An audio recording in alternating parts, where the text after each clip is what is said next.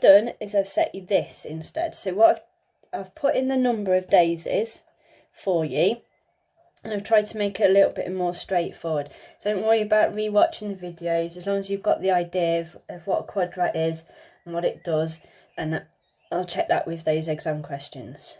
Okay, so these are the quadrat numbers. So there's 10 quadrats, and these are daisies that were found. So first thing I need to do is to add them all up and work out the total. Okay, so put that on there. Right, the next thing, so I just want you to fill in these 4 different boxes. So the first question is the total area of the grass that was sampled. So if you remember, it was 12 metres by 4 metres, so you can fill in the area.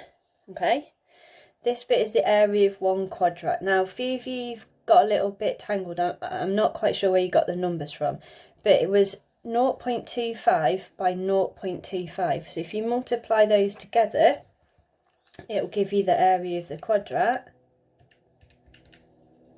which is 0.0625. Okay, right, and then we need to know the mean number of plants per quadrat. So here, if we've added up the total number of plants and we know there were 10 quadrats, so it's the total number divided by 10. I think it's 28. Okay, so 28 divided by 10 is 2.8. We can all do that. And the total area is going to be 48 metres squared. Right, so how many daisy plants do we estimate there are in the habitat? Well, first of all, we need to know the total sampled area, so that's 48. And what we're trying to do is trying to work out how many quadrats we could fit into that area. So we know how big a quadrat is, so that's 0.0625. Okay, and we know the average number of plants. So 48 times 0.0625 is, oh no, divide.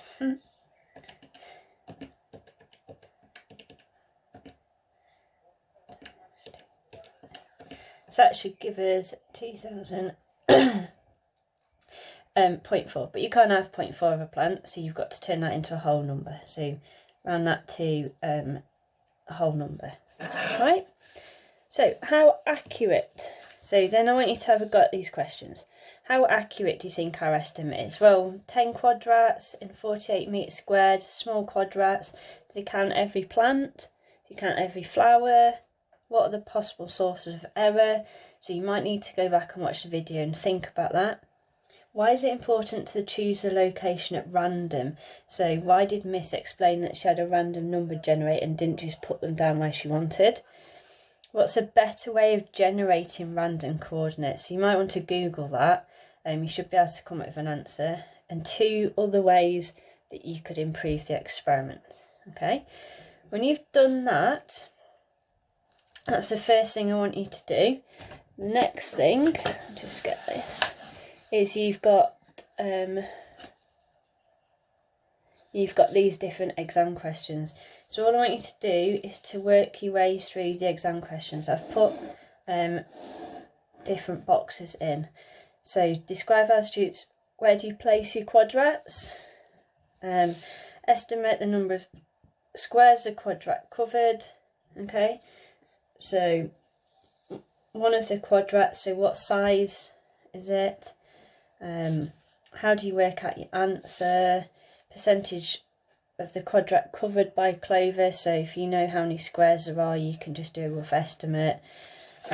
Things that could affect it. Okay, so then just work through those. That's all I need you to do this lesson.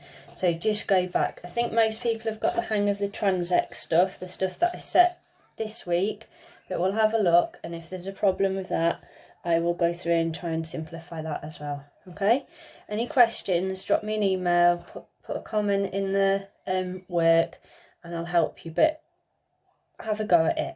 All right.